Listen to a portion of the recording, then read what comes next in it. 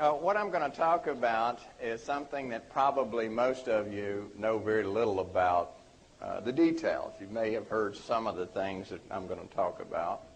How many here know what an excitotoxin is? Okay. So it's nice to see that so many people are coming to hear about something and have no idea what it's even about. But you're curious because primarily the second part of the title of the book, Excitotoxin, the taste that kills. And I'm sure you're curious as to what taste can kill you. Well, we're going to find out. If you could dim most of the lights except for this one over the podium, you can see the slides maybe a little better. An excitotoxin is exactly what its name says. Most people know what a toxin is. A toxin is a poison. Exciting is something that excites you, causes excitation. And an excitotoxin basically is any substance that causes brain cells to become very excited. And they start firing their impulses very rapidly. And they fire so rapidly that this cell will become exhausted and die. This occurs over about an hour's period. So if you take some brain cells and you put them in a petri dish and you expose them to these excitotoxic substances, the cells start firing real rapidly. But they look normal during that 1 hour period. You look at them, they look perfectly healthy. And then at 1 hour, they just suddenly die. And this is going on in your brain if you take these excitotoxins into your body. It does the same things. There's particular cells inside of your brain that will become very excited. And they'll become excited to the point that they'll die. But it's not all the cells of the brain, it's just particular ones. Now, in Matthew 13:34 through 37, it says, "For out of the abundance of the heart the mouth speaks. A good man out of the good treasure of his heart brings forth good things. And an evil man out of the evil treasure brings forth evil things. For by your words you will be justified, and by your words you will be condemned." And we're going to find out how that pertains to the subject of excitotoxins. Because at the present time, excitotoxins, the subject of excitotoxins, is the hottest idea and item going in the field of neuroscience. That is the study of the brain and the nervous system. Every journal that has anything to do with the brain and the nervous system is filled with articles about excitotoxins. Every research laboratory that is dealing with the diseases like Alzheimer's disease, Parkinson's disease, Lou Gehrig disease, Huntington's disease, all these terrible diseases of the brain, the number one thing that they're talking about is excitotoxins. But with all this flurry of activity and the fact that they have named this the decade of the brain, that we're going to concentrate all this money and all this effort in studying how the brain works and solving the problem of these terrible diseases of the brain. Despite all of that, hardly anyone in the general public has ever heard the word excitotoxin. And that's not by accident. It's because the number one source of excitotoxins in our society is in your food. And it's not in your natural foods. It's being added to your food by the industry that processes food. And they're adding it in very large concentrations. And we'll see exactly what these excitotoxin substances are and the various deceiving methods they use to keep you from knowing they're there, and what they try to do to those of us who are trying to tell you they're there, and what they do to you. Now, what I have found out since I wrote this book, and this book was a very difficult thing to write. I went through a long period before I ever decided to do it, because I was warned by people who had dealt in this area before when I told them I wanted to write a book. One of the persons who first tried to start in this crusade, he said, "Well, that's fine, but let me warn you something. You're going to come under attack like you've never dreamed of." He said, Ralph Nader, most of you I assume know Ralph Nader, the consumer advocate. he became interested in this at one point, just one segment of it. He was so browbeaten and so destroyed by this industry, he said he would never touch it again. And I talked to his attorney, Jim Turner, who told me this story. He said they were through with it. And this is a man that took on General Motors. So it's something that is not a light thing to take. So I was warned. Said they have hundreds of millions of dollars they will spend to keep you from getting this story out. They will threaten lawsuits. They will intimidate you in every way imaginable. So if you do this, be prepared. And so when I wrote the book, I said, what I'm going to do, I'm going to make this argument so tight, so well referenced, that no one can refute it reasonably. So I spent a long time going through hundreds and hundreds of research papers, interviewing the person who coined the term excitotoxin. And then I wrote the book. And ironically, all these terrible things that were supposed to happen never came about, except a couple of times. But I was able to handle that because I had some secrets that they didn't know, that God let me know about. Interestingly, no major publication will write about this. Your major magazines will not carry stories about it. I've never been interviewed by a major magazine. I've had 60 Minutes call me and wanted to do a story and spiked it. That means they cut it out. I had a writer for the Wall Street Journal editorial page who dared to write about how the story was spiked, and they took him off the editorial page and put him in a non-public office. Had one of the talk programs that's kind of like hard copy that's no longer around. They did an interview. We set up the story. The reporter worked with me. They fired her and canceled the program. The Chicago Tribune newspaper, when I did my first big conference on excitotoxins, the reporter was sitting in the audience. I presented the case for excitotoxin dangers. He attentively listened, and he told the person next to him, who happened to be a friend of mine, that this is the most unbelievable thing I've ever heard in my life. He said, this is terrifying. When the article came out in the Chicago Tribune, he quoted some of the things I've said, and then the rest of it was quoting the industry representatives, which said things that the writer knew was not true. And so I wrote him a letter. And I said, you sat in the audience, and you heard all of the evidence I had, scientific evidence, that their reputation and defense of its safety was not true, yet you still wrote this article. I said, I can't tell you what to write, and I know the pressure you're under, but you're going to have to live with the thought of all the damage you've done to children, pregnant women, everyone in this country because of what you've done. And it's because his newspaper was heavily advertised in by General Mills and all the food manufacturers in Michigan. So there's enormous pressure to keep this story quiet. Luckily, I've been on the 700 Club several times. They have carried the banner in this. I've been on about 7 times. Hard Copy did a thing on the NutraSweet and the pilots, airline pilots that were drinking NutraSweet that were having seizures. They were becoming so confused they couldn't figure out how to land their airplanes. We had one pilot who totally could not figure out, and his co-pilot had to land the plane. There's over 600 pilots now who have come secretly to organizations to tell their stories of the problems with NutraSweet. I've done about 40 syndicated radio programs. That's basically the way we're getting this story out, is through the radio programs and the 700 Club.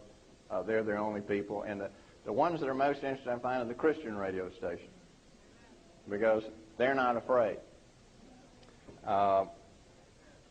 Health food magazines generally will not touch this story because they sell these things in their health food stores. and call it health food. Now, a lot of things in the health food store are fine, but they're putting some items in there that are excitotoxins. It's a big industry, and so there's a lot of pressure to keep this story quiet.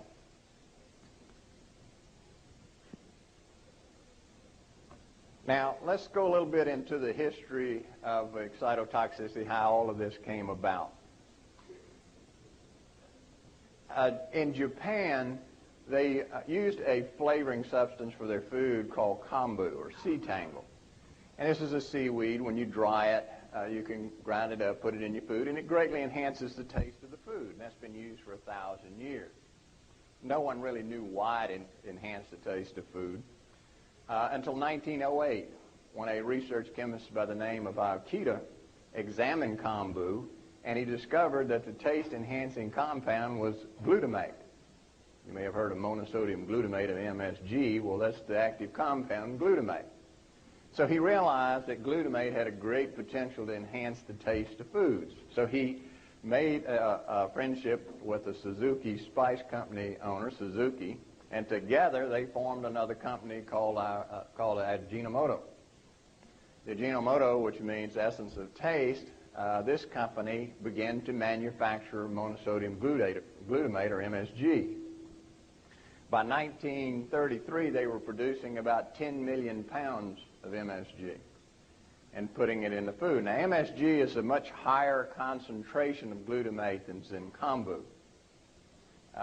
So they were suddenly flooding their society with very high concentrations of monosodium glutamate. During World War II, or right after World War II, when we had some of the rations from the Japanese soldiers, they realized that their rations tasted far better than our rations. And so the Quartermaster Corps looked into it and found out, well, the reason it tasted so much better was because of MSG. And they called a conference in 1948 and invited all the major food manufacturers, Libby and Continental and General Mills and Borden, Campbell's, were all invited to this conference. And the quartermasters told them, we have discovered an incredible taste-enhancing compound called monosodium glutamate, or MSG. Well, the major food manufacturers had problems with packaging their foods. They found out, well, we cooked it, after it sits a while or it's in the can, it loses some of its taste. It develops some of the tin-type taste from out of the can, so it has this tinny-type taste. And so this would be an answer. And they found out it would remove all those bad tastes. It would restore and even magnify the taste of the food, so it's just scrumptious. If you put MSG in a soup, it's the most delicious soup you'll ever eat, because it enhances the taste by stimulating certain cells in the brain and the tongue. So from 1948 to 1956, these food processors were adding tremendous amounts of this monosodium glutamate to our foods. And they assumed it was safe because an amino acid, one of the breakdown products of a protein, so they said, well, it's a nutrient, it must be safe, but no one tested it. So from 1948 to 1957, it was being added even to baby foods, because the baby food manufacturers said, oh, let's get the babies to eat, so we'll put it in the baby food. Well, then in 1957, two ophthalmology residents did a research project. And they were studying a rare eye disease in immature mice, and so, in humans, so they would use some immature mice, and they fed them monosodium glutamate. This is the only picture I could find of an ophthalmologist, so. I hope there's no ophthalmologists I'm offending them. So in 1957, Lucas and Newhouse, two ophthalmologists, did this experiment, and what they found to their surprise was that the monosodium glutamate totally destroyed all the nerve cells in the retina of the eye. Just wiped them out. And so they wrote up their project, put it in a journal, but it was a rather obscure ophthalmology journal, so hardly anyone read it. And so it sat there for another 10 years until 1968, a neuroscientist came across it while he was doing a project, and he said, well, this would be a good way for me to study the anatomy of the different nerve pathways that go from the eye through the brain. I'll just use this monosodium glutamate to kill the eye cells, and then I can trace it back through the brain. Well, he did that, and what he found out to his surprise was that it not only destroyed the eye cells, but it was destroying critical parts of the brain as well. and that the parts of the brain that was being destroyed resemble some destruction we see in things like strokes, things we see with severe hypoglycemia or very low blood sugars, and like we see in diseases like Alzheimer's disease. And so he immediately realized this is something that's quite serious because this is a food ingredient. And he thought, he told me this story. He said, naively, I thought all I had to do is present the information to food manufacturers and they would take it out. And he said, to my surprise, they just totally ignored it. They said, we don't care. It doesn't make any difference. By then, it was a multi-billion-dollar business. And it solved their food taste problems. So he went to his congressman, and congressman called a congressional hearing, and he presented it before a congressional hearing. Overwhelming. He was a neuropathologist as well as a neuroscientist. He presented his evidence, showed these severe lesions produced in the brain by monosodium glutamate. The food industry was present at the hearing, particularly those who make baby foods. And they saw the handwriting on the wall. If this reaches the public, we're in deep trouble. So they said, well, we voluntarily will remove monosodium glutamate from baby foods because that's a very sensitive time when the brain is forming. So they voluntarily withdrew MSG. Well, not really. For 10 more years, they continued to add it, but in a disguised name. And the amount they were adding to the baby food was the amount that was being used to destroy these brain cells in these animals. Even today, they add excitotoxins to baby foods, and they created a new class of food called toddler foods to sidestep this restriction they put on themselves. And in toddler foods, if you look at it, you'll see several of these excitotoxins have been added. And it's also added to baby formulas. Now, let's look at what I call the big lies of the industry. When all of this starts leaking out, and it was starting to leak out about the dangers of MSG, the industry's reaction was, well, we had our scientists look at it, and we don't see any problem. Their first solution was, well, the doses used in those experiments were very high doses, and that's not what you're going to see babies eating and children and women. That's not a reason. We're using little tiny doses. That was lie number one. Lie number two was they said, well, even if it does enter the bloodstream and in very high concentrations, the brain has a protective system called the blood-brain barrier that keeps certain toxins from your blood from entering your brain. And it would keep that glutamate out of your brain and wouldn't damage it.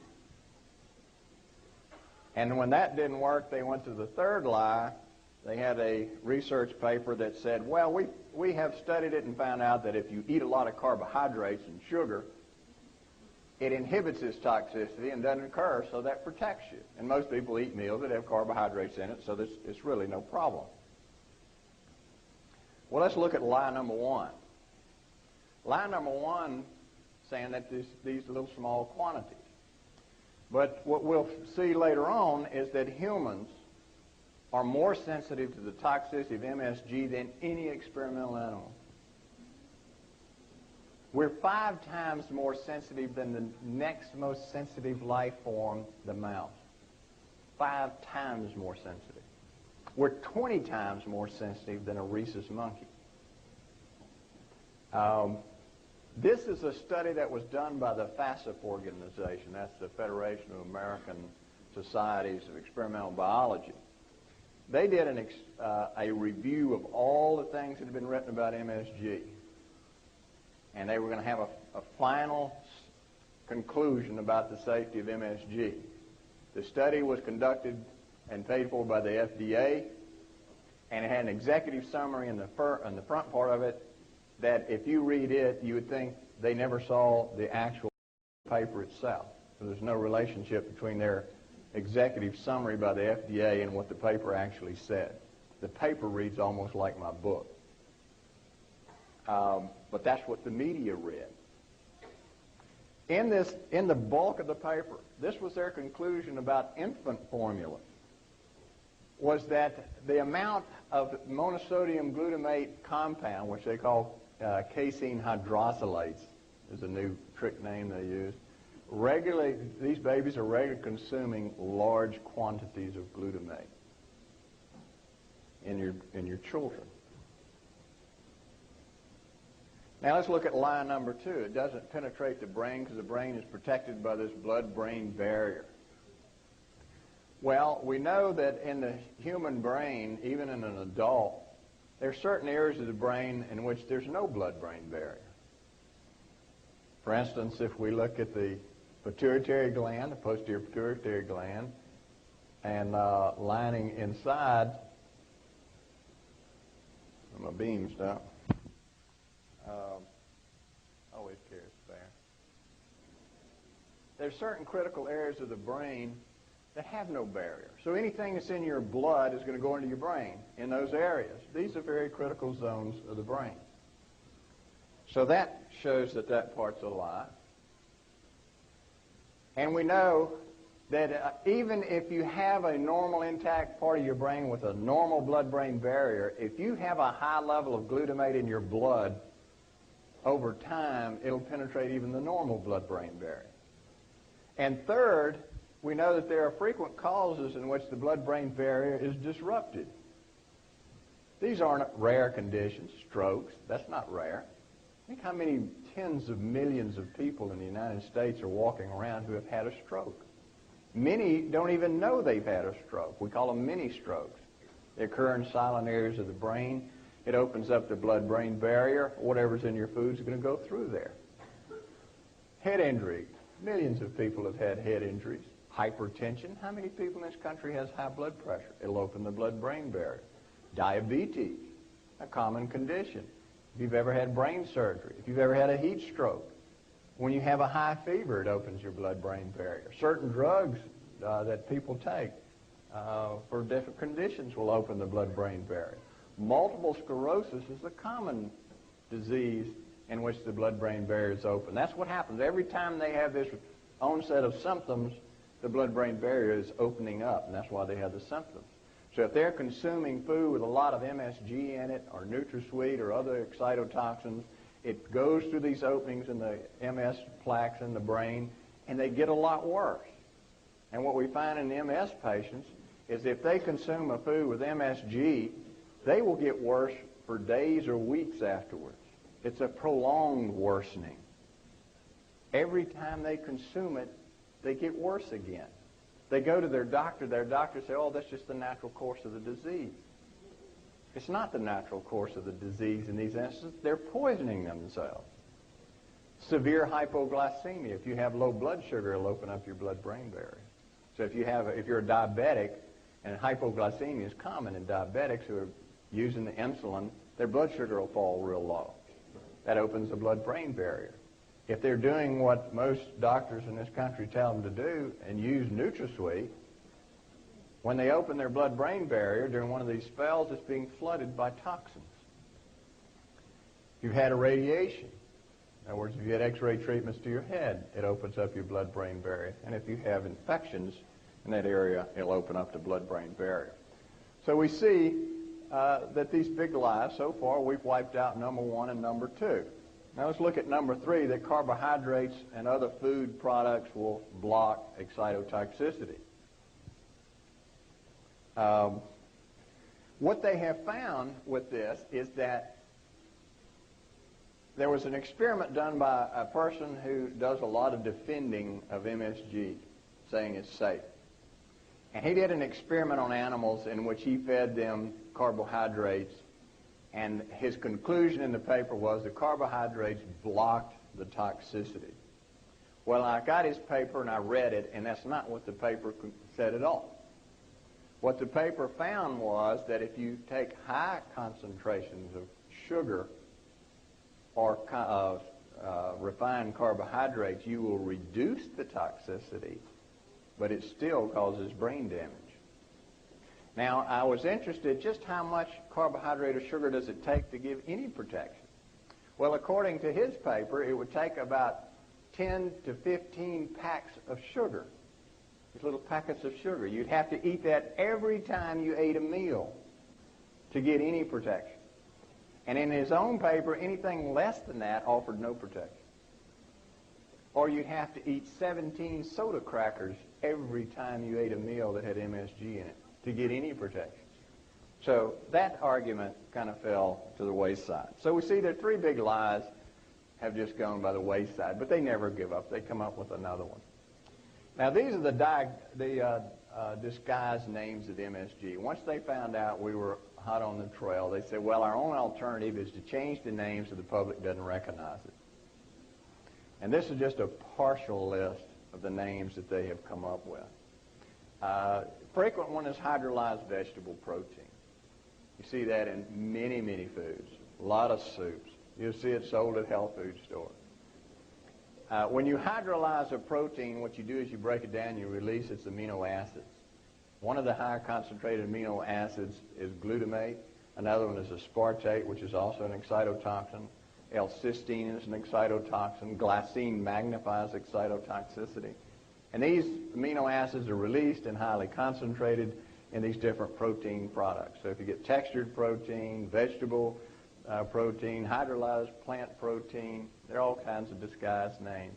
Whey protein, enzymes, spices, natural flavoring is a common name they use. Carrageenan is one of the newer ones. It's a highly inflammatory product. They use that experimentally. If you want to produce intense inflammation, you inject that in an animal and they'll have an intense inflammatory reaction. Good thing to put in foods. Broth, stock. The names just go on and on and on, so you have to know the names to be able to recognize it. And you'll see foods that'll say, contains no MSG, but they'll contain 3 or 4 of these.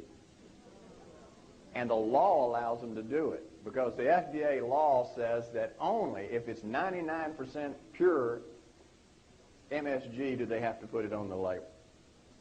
So it can be 98% MSG, and they don't even have to put it on the label. They can use one of these little names.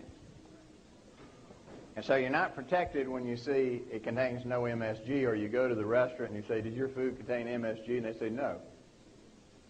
But it contains hydrolyzed vegetable protein or some of these others. And sometimes they don't even know. You'd be amazed how many people in restaurants have no idea that hydrolyzed vegetable protein is monosodium glutamate concentrate. Now, these are the foods that are especially high in excitotoxins. Anytime you use something like a gravy, if you use salad dressings that are commercially prepared, particularly diet salad dressings, they're all high in glutamates. And you'd be amazed when people say they go out and eat and they have a salad and they use the ranch dressing and they have this horrible headache. Or they clouded in their thinking. They can't remember. That's because of the monosodium glutamate in the salad dressing. Soups are notorious. All commercial soups use a lot of monosodium glutamate, and Campbell's soup is the worst. Campbell's, I check their labels regularly. I've seen as many as 4 different types of excitotoxins added to a single can of soup. And that's why they taste so good. And what happens when you're sick? Let's have some soup. What do they do in the hospital when you come back from brain surgery, or you come back from other kind of surgery, or you've had hypertension or diabetes problem? Well, we're going to put you on a diet right now of just soup. All the time. This is the stepwise after surgery. You start with soup, and then the soft foods, and then you move up to solid foods. That first stage, you're flooding them with excitotoxins and making them much worse. So soups are notorious. Any diet food, when you make diet food, you remove the fat. When you remove the fat, you remove the taste. So the manufacturers quickly say, we can take out the fat, we can put in the MSG, and it replaces it, and they'll eat it. So diet foods, you can just plan on it. If it's a manufactured processed food, it's going to contain a high concentration of excitotoxins. Liquid amino acid preparations. Everybody asks me about amino acid preparations because vegans use this a lot. I get calls from all over the United States asking about it. Anytime you break down a protein to its free amino acids, you're getting high concentrations of excitotoxins. I don't care what they say. You call the company and they say, no, we don't add Excito, no, we don't have MSG. Yes, they do. They say MSG is a salt of glutamate, monosodium glutamate. It's not the sodium that's causing the problem, it's the glutamate. So if they break down the protein and they have a high concentration of glutamate, no, it's not MSG, but it's glutamate. It's the glutamate that's the excitotoxin. In nature, the way God planned things is that proteins are to be broken down slowly in your system. Then your body utilizes it very slowly and it doesn't build up into your blood or your brain. We weren't meant to eat hydrolyzed, broken down protein and free amino acids. Our body doesn't know how to handle that. So when you consume monosodium glutamate, your blood levels can reach 20-fold higher than normal. A brain doesn't know how to handle 20-fold higher normal monosodium glutamate. Neither does the liver, the muscles, or the other organ systems. It wasn't designed that way. Now let's look at, I'm going to give you something that you're probably going to hate, but this is just the physiology of the excitotoxic process. What goes on in a nerve cell when it's exposed to excitotoxins? But this just gives you kind of an overview. Now first, there are a lot of diseases and disorders that are associated with excitotoxicity, and this list is growing every day. They're finding more and more diseases that have anything to do with the brain is associated with excitotoxicity. It seems to be a central process in a lot of different diseases. And this is what we're finding out throughout medicine, is that there's just simple, central things that are causing a wide spectrum of disease. What makes the difference between one disease and another, whether it's cancer or Alzheimer's disease or arthritis, is the excitotoxicity is producing it in different tissues. We know that head injuries, if you injure your head, what happens is, we've known for some time that most of the damage that happens to your brain in the head injury doesn't happen at the time of the injury. That does happen, but usually not. It's delayed several hours. And we've gone through all kinds of contortions trying to figure out what is this delayed damage and how can we stop it. Well, now they've discovered it's excitotoxicity. Because when your brain is injured, it releases glutamate from itself, because normally glutamate is a transmitter in the brain. It's the most common transmitter in the brain. But it's carefully regulated. When you injure your brain, it can't regulate it anymore, and it builds up a high level in your brain and produces the delayed injury that frequently results in severe neurological injury or death. Strokes. When you have a stroke and a block off a blood vessel is going to the brain, it isn't the lack of blood supply that causes the worst part of the stroke. That just kills a little tiny core of brain tissue. Around that tiny core, the brain starts secreting enormously large amounts of excitotoxins. And that's what causes the devastating aspect of a stroke. If we block those excitotoxins, the stroke is much less. And you can do that with something that God created called food. Hypoglycemic brain damage.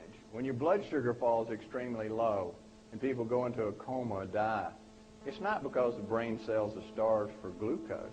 It's because when they're starved for glucose, they release a lot of glutamate, and the glutamate kills the brain cell. AIDS dementia has recently been shown to be caused by excitotoxicity. Migraine headaches are caused by it. Anytime your nervous system is infected with a virus or a bacteria, it causes the brain to secrete large amounts of glutamate, and that's what does the damage. Seizures are caused by glutamate excess, excitotoxicity. Most of your seizure drugs, anti-seizure drugs, block glutamate. All of these different things, degenerative brain disease, Parkinson's, ALS, Alzheimer's disease, the hottest area of research is the death of the brain cells by glutamate. It can cause immune suppression, episodic violence, and learning disorders. Now, if you look at a typical brain cell, you have the cell body, or the main part of the cell, and you have this long process called an axon, and at this end looks like a spiny tree in the winter. This is the dendrite. This is where all the different connections are made in the brain. They connect to each other. And dotted on here, you see these little squares here. That's the receptors. That's where glutamate attaches to send the signals down the nerve cell. So glutamate is normal in the brain. It's the most common transmitter, as I said. And its function is to carry information from one brain cell to the next so your brain will work. And it carries out almost everything that you can think of in your brain is somehow connected to glutamate neurotransmitter. Now, this is the neurodegenerative process, and basically this is what is the central process for all those diseases I listed about excitotoxicity. That whole long list, this is what happens. And this is similar to what happens in cancer, surprisingly, and arthritis. We're finding that everything is a central mechanism. But in the brain, there's one little difference, and that has to do with this membrane here. It has a little pore in it, a little opening, a channel. This is microscopic. You can only see that on an electron microscope. And what this does is this little pore opens and closes. And glutamate controls the opening and closing of that little pore. Normally, there's very little glutamate outside of that brain cell. I mean, absolutely minute amounts, in millionths of a mole. Okay? And it has to be that way, because if that level rises, it'll kill that brain cell.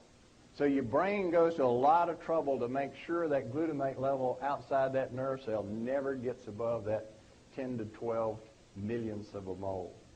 And it does that by a process where anytime glutamate's out there, it combines with a special transport protein, and that whisks it away and puts it in a cell called an astrocyte and stores it there until it's needed. Only when you're going to have a transmission of an impulse will it release it, and when it does, it breaks loose of the transport protein, attaches to its receptor, opens up the hole, and calcium pours into your cell. And then it whisked away again, and the hole closes. So it's only open for a millionth of a second, just enough to let a few molecules of calcium in.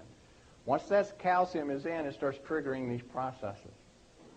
And these processes normally, if it's just a little bit of calcium, what it does, it makes the nerve fire its impulse. If something happens and there's too much glutamate and it opens that hole up for too long, too much calcium gets in.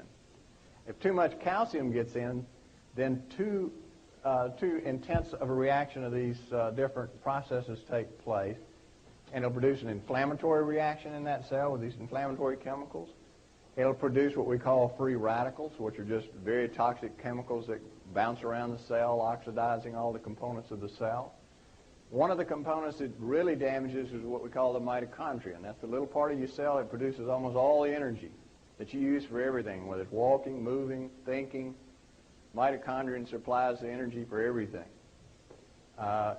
These free radicals generated by too much calcium damages that mitochondria, so it can no longer produce its energy the way it's supposed to. If it can't produce enough energy, the cell dies. It activates a gene called a p53 gene, which is the suicide gene in your cell. Cells are pretty smart. God made them that way. If this cell is damaged too bad by all these processes, and the cell knows that it cannot survive, it'll activate that gene and go ahead and kill itself. We call that apoptosis. And that's what too much calcium coming in will do. We also know that some of these products build up, they'll inhibit this transport protein so that more glutamate will start building up. So it's a kind of a cyclic process that just keeps going until the cell dies. Now, note with the knowledge that if too much glutamate out here is toxic, and it doesn't take a lot to make it toxic, does it make a lot of sense to add it to your food? Knowing that it transfers through the blood-brain barrier and will enter the brain, which we have proof of.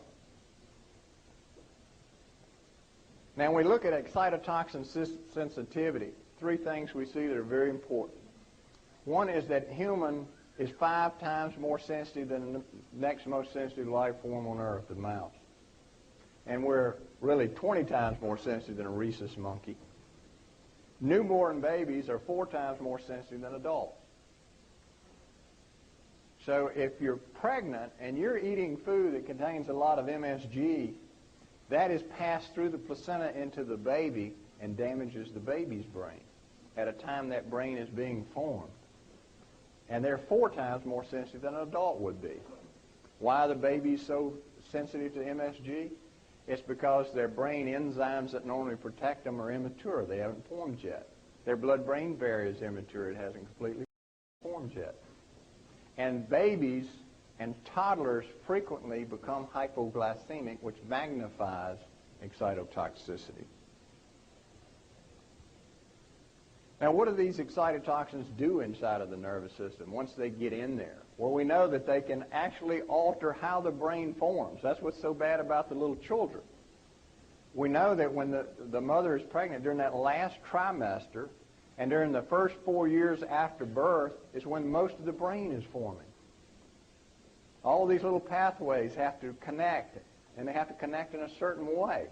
All these dendrites are growing and branching. These synaptic connections are taking place.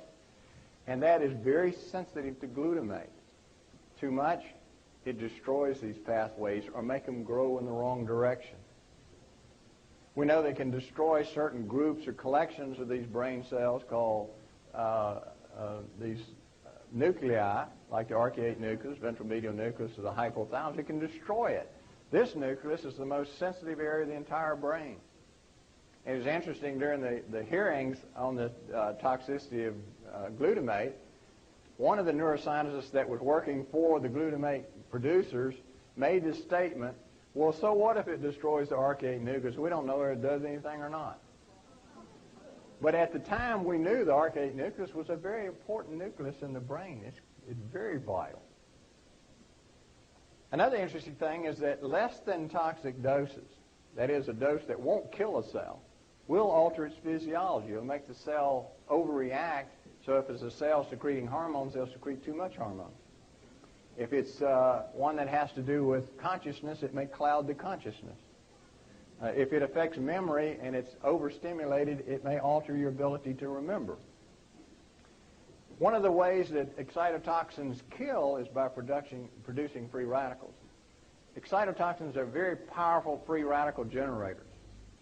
They make these cells produce all these destructive free radicals that destroy the cells. And one of the interesting things we found out not too long ago is that it impairs the ability of glucose to enter the brain. The brain is almost totally dependent on glucose for its energy supply. Glutamate interferes with the entry of that fuel to the brain. So when you're consuming a diet high in MSG, it interferes with the ability of your brain to get the fuel it needs. Now, let's look at the MSG babies. These were the animals that were first exposed to glutamate. They all had certain characteristics that is repeatable, and this has been repeated ever since this first was discovered. This has been done over and over. We find that the organ weights of the animals are very small. It causes atrophy or shrinking of various organs. The ovaries, testes, adrenal glands, kidney, spleen, pituitary, they all are smaller than normal, significantly smaller. We find that the animals were all grossly obese. And we'll talk more about this tomorrow, but the obesity is similar to what we're seeing in human society now. With this growth, we're talking about of adolescent obesity, where all the kids are real obese, and it's difficult to control, and a lot of the adults are finding trouble controlling their obesity. We find that it's almost impossible to diet off this type of obesity, and it's almost impossible to exercise at all, because it alters the part of the brain that has to do with obesity. Abnormal reproductive functions are very common with MSG toxicity in these babies. When they become adults, they have very small litters. And this is true even for the males. If you expose the males to MSG, they become infertile or have difficulty procreating. We find that MSG is frequently associated with unprovoked rage, overt aggression, and antisocial behavior. This is almost always consistent in these MSG-exposed babies. And I'm not just talking about while they're a baby. This is when they become adults. This lasts the entire lifetime of the animal. When the animal gets older, it's filled with rage. It won't associate with the other animals. Impaired cardiovascular responsiveness. You know, when you run, your heart speeds up. Well, that's impaired. It doesn't quite work that way anymore. We find that animals that are exposed to MSG have very high triglyceride levels, cholesterol, and very low density lipoproteins. And this persists for a lifetime. This puts them at high risk of having heart attacks and strokes, arteriosclerosis. Abnormal hypothalamic pituitary adrenal axis, that is how the endocrine system works, is permanently altered in these animals. So we see some rather devastating effects to exposing animals when they're babies. Now, this is reproducible in every animal species. This is not just peculiar to a mouse. Chickens, horses, sheep, every animal that this has ever been tried on has produced the same thing. So this is a universal effect of monosodium glutamate, and these are all serious things. These aren't feeling bad. Too many people associate MSG with the Chinese restaurant syndrome. And I hear people frequently say, oh, well, I don't get that. I'm not sensitive to it. It is not an allergy. It is not a sensitivity. It is a toxin. Everybody's sensitive to a toxin. You're sensitive in various degrees. But what we'll see later is that it produces its effects silently. You pay the price later. And you may not associate it with it because you don't think that something you did or fed your baby or when you were pregnant is going to cause them to have a heart attack when they become 30 or 40 years old. Now, we said the brain is forming all these pathways. So this is just an example of the complexity of these connections. Everything has to be exact. And the brain is constantly, during this period, the last trimester of birth, inside the uterus, and 4 years after birth, the brain is constantly remolding itself to get it just right. Glutamate is important in that process. It's used for that process, but it has to be an exact level. If it's too much, it ruins the connections. If it's too little, it ruins the connections. And these connections are permanently going to be that way. This is a three-dimensional view, so you can see that these connections are three-dimensional. They're not on one plane. They have to be in 3 dimensions connected. It's an incredibly, incredibly complex process. And anyone who doesn't believe in God has seen this. I can't imagine why you don't believe in God, because there's no way for us to explain how this happens. And these pathways go the whole length of the brain, so they have a long way to go, and they have to be connected just so. And glutamate can permanently alter how these connections and pathways are formed and connected. This is the temporal lobe of your brain. You've heard Vicki talk about the hippocampus. It lies right in here, and it has everything to do with your memory. The temporal lobe is very important. We call it the integrative cortex. It connects to all other parts of the brain. It takes everything you've ever seen, done, heard, smelled, and it correlates it. So it's very critical. This is one of the most sensitive areas of the brain to MSG. It's one of the most sensitive areas of the brain to the lack of glucose. This is just the synapses, how the brain cells communicate to each other, to show that even that's a very complex process. It's not a simple process either. That is formed when you're a baby as well, and it's a very exacting process. Now, they knew early on that there are certain endocrine changes that occur with exposure to MSG in these animals. One of the most obvious, of course, is the effect on reproduction. And they looked at the different hormones, and they found out that it altered estrogen secretion. It altered the estrogen receptors in the hypothalamus, which controls your estrogen cycle. It also had an effect on testosterone for the males, so that while they were exposed as a child, it not only affected the nuclei that control these different hormones to be regulated and released, but it altered the pathways in the hypothalamus that made up the control system. And so when these animals became older, their control system was totally different than a normal animal. And this is what's happened in humans. So that when that child's exposed as a small baby or a toddler, when he becomes adolescent or older and finds they have reproductive problems, they can't have babies, they're infertile, or they have other reproductive problems. They can have trouble with their menstrual periods. They can have polycystic ovaries. So there's all sorts of problems related to hormones that we can trace back to MSG that you normally wouldn't expect. Because when you see the child at age 20 or 25 and they're married and they're having problems having a baby, who would have thought that it was because what that child's mother ate when she was pregnant with the child? But we have good experimental proof that shows it is connected. We found that even lesser doses, little small doses of MSG, can actually cause an early onset of puberty. Loss of growth hormone pulsation. That little nucleus that the doctor said he didn't think it had any function. Its primary function is the control of growth hormone. That's why all these animals are short, because it suppresses the pulsating release of growth hormone. And of course, we said it can alter the pathways. Now let's look at the hypothalamus. The hypothalamus of your brain, if you had to pick a part of your brain that you said was probably the most sensitive to any injury, it'd be the hypothalamus. Doctors kid about it being the seat of the soul. It's about the size of your fingernail on your little finger. It's not very large.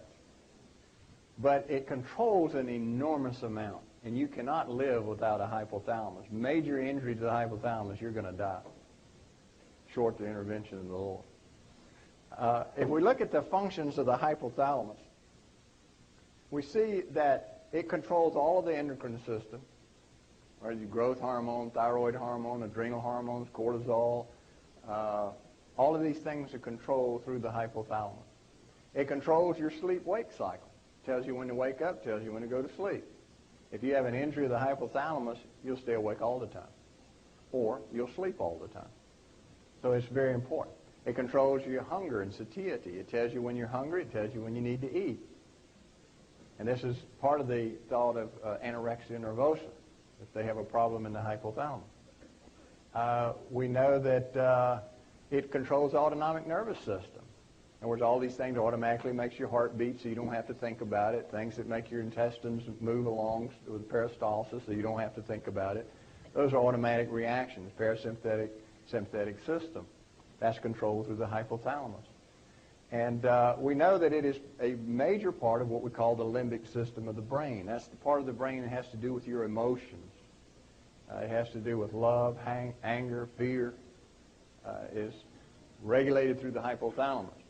And if you give MSG to animals, you can produce intense fear or you can produce intense anger.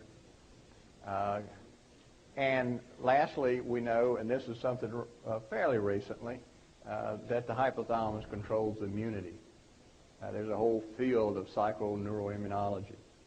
And this is part of what, if you're under stress, your immune system's depressed, you're more likely to get cancer, more likely to get infected, more likely to not recover from your infection or your cancer because your brain, your emotions connects to the hypothalamus and that controls your immunity.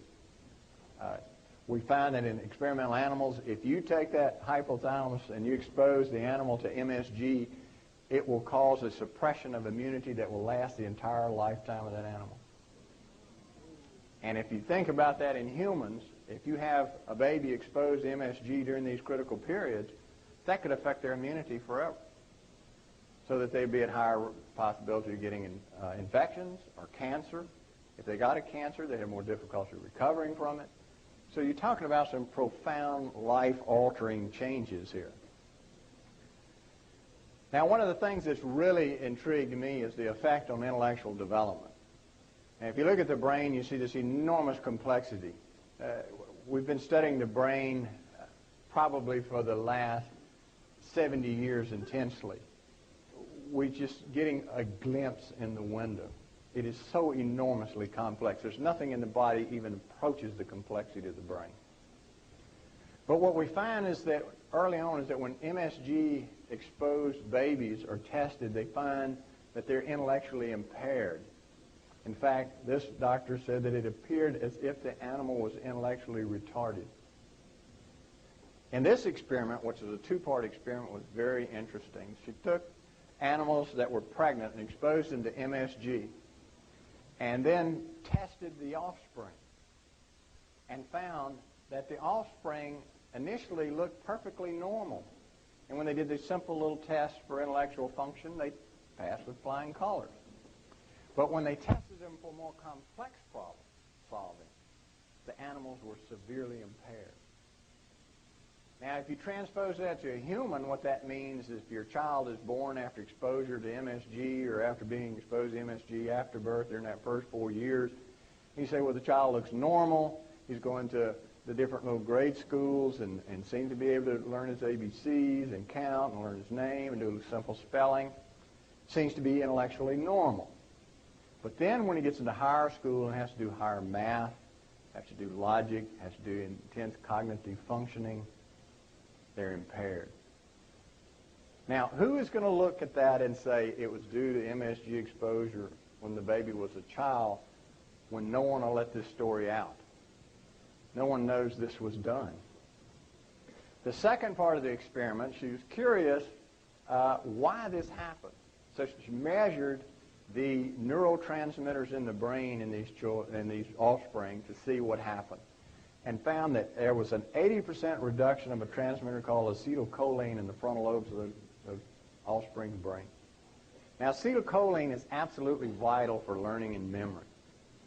There was also a reduction in a neurotransmitter called norepinephrine. Norepinephrine is what allows you to pay attention, to concentrate. So if you cannot concentrate on a topic, then you're not going to remember. And this is what's happening. I'm going to have to move a little faster than I planned on. I always talk longer than I plan on. Now let's move to adults. So we know that children are 4 times more sensitive. Look at some adults. The brain is at risk for these different reasons. Now, one, the brain has one of the highest concentrations of polyunsaturated fats. It's about 50% polyunsaturated fats. Polyunsaturated fats are easily oxidized. You're all familiar with rancid, things becoming rancid. Well, that's what oxidation of a fat does. Well, in your brain, you have a very high concentration of oxygen, one of the highest concentrations of any organ. It consumes 20% of all the oxygen in your blood, even though it's about 2% of the weight.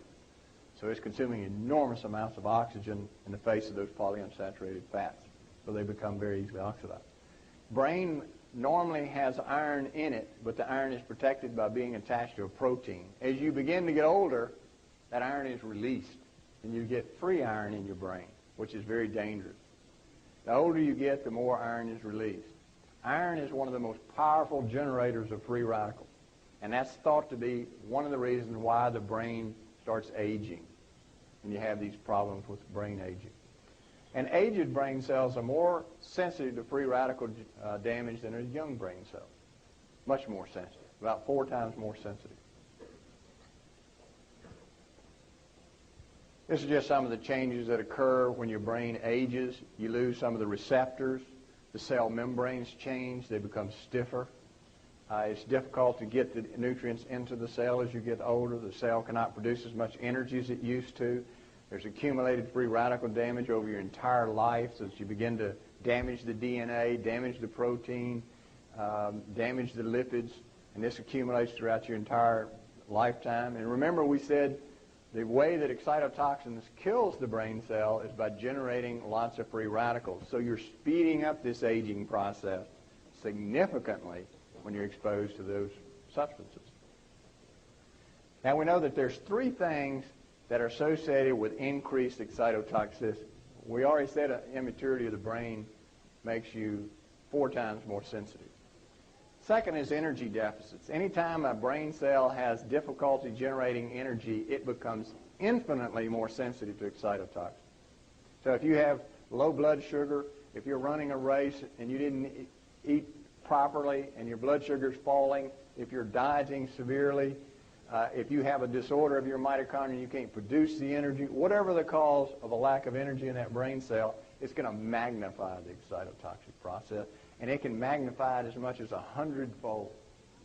It can magnify it so much that even a normal concentration of glutamate in your brain can be toxic. Magnesium deficiency is the third thing. Magnesium deficiency in this country is very common. A recent review showed 75% of people are magnesium deficient. Magnesium protects that little pore where the calcium comes in. It closes the hole. If you take a human being and you make them hypomagnesic, that is, you remove the magnesium, they will have a seizure, and they will go into a coma. And before that, they'll become psychotic. And this has been done or seen many times in clinical patients. And if you give them magnesium, they turn back to normal, if you do it in time.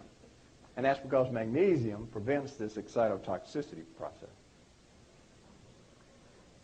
This is just the cycle we've already talked about, that excitotoxins cause free radicals. Free radicals damage things inside of the cell. It damages the DNA, the proteins, the lipid membranes. So it does a lot of damage to your cell, and that damage accumulates over a lifetime. And that's basically what aging is. And we see that certain types of DNA are more sensitive than the others. Your mitochondria has its own DNA. It's 10 times more sensitive than the DNA you normally think of in the nucleus. Older cells have DNA damage at a rate 4 times higher than younger cells, especially after age 70. So the older you get, the more sensitive you are to free radicals. So therefore, the more sensitive you're going to become to MSG and other excitotoxins. Now let's look at Alzheimer's disease. Alzheimer's disease is a very complex disease, but we're beginning to get a handle on it.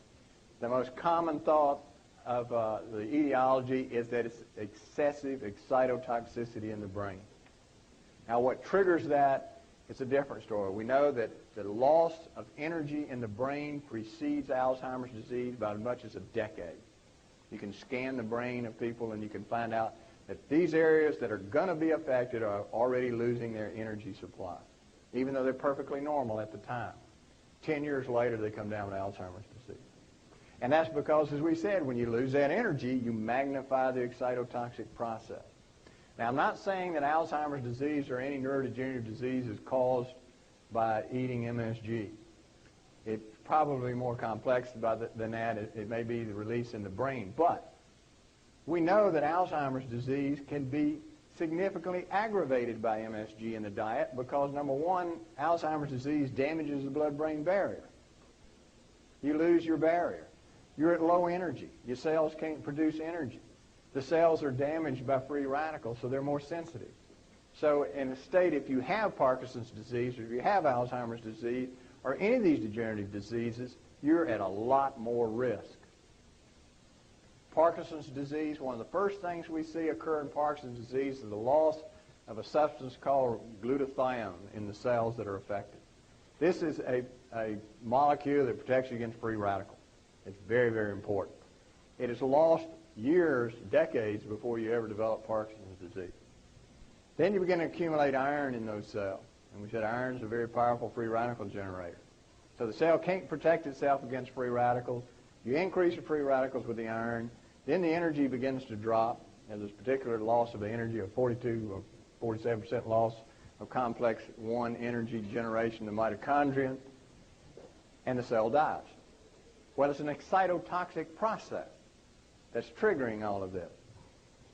There's also, you've heard of haloperidol, Haldol, which is used to help some people sleep, well, Haldol will produce the same amount of depression of complex 1 energy-generating enzyme as you see in Alzheimer's disease. In Parkinson's disease. These are the common things you see. The important ones you need to know is people that develop these degenerative brain diseases all have low vitamins in their brain, particularly antioxidant vitamins. Very low magnesium in all of these diseases is very low. Cellular energy is low in all these diseases. High iron content, high free radicals, all this oxidation in their cells, and high intracellular calcium. There's an obsession with taking calcium in this country. They tell the elderly, you've got to have this calcium, eat these Tums, take this calcium supplement. As you get older, your cells have more and more difficulty keeping the calcium out. You don't want to flood the brain with more calcium. You speed up the process. This is just some of the enzymes that are known to be defective in these two diseases, Alzheimer's disease and Parkinson's disease, and we'll talk about that tomorrow. We've talked about that. Here's where we end. This is how glucose gets into your brain. This is a blood vessel. This is the brain cells. The glucose has to go from the inside of the blood vessel into the brain to get to the brain cells. But it doesn't just diffuse like it does in the rest of the body. The brain has a very tight control of anything that gets into it. And what happens is the glucose attaches to a transport protein and it carries it into the brain. We know that as you get older, this glucose transporter is defective. And it continues to become more defective. And Alzheimer's disease is very defective. And this leads to the last concept, that is the concept of brain hypoglycemia. And that is that because of this defective transport of glucose into the brain, which remember is magnified by MSG, the brain doesn't have enough glucose where it is, but the blood can have normal glucose. And that causes the brain to be hypoglycemic. So if you go to the doctor and he draws your blood, he says your blood sugar is normal. But that doesn't tell you what your brain is doing. Your brain can be extremely deficient in glucose. And it has been remarked by several observers that Alzheimer's disease closely resembles when you see people having hypoglycemia. So it may be that there's a chronic hypoglycemia developing of the brain. That magnifies excitotoxicity, opens up the blood-brain barrier, toxins get in, and it keeps the process going. And lastly, the point I want to emphasize is something that Vicki was saying. Your entire metabolic processes is programmed from birth. And they found in multiple studies that if you look at the weight and size of a baby when it's born, that's going to affect its metabolism from then on. If it's small and thin and unhealthy to begin with, it will alter the metabolism for the rest of that child's life. So whatever you do early on, MSG or whatever, to alter the metabolism, alter these nerve cells, it's going to affect that child from then on. And that's why I wrestled with this book. I said, knowing what I know, I can't keep this silent. People have to know this. This is so frightening and so scary, and it is in all the food that people need to know. So we'll end there since they're flashing cards at me.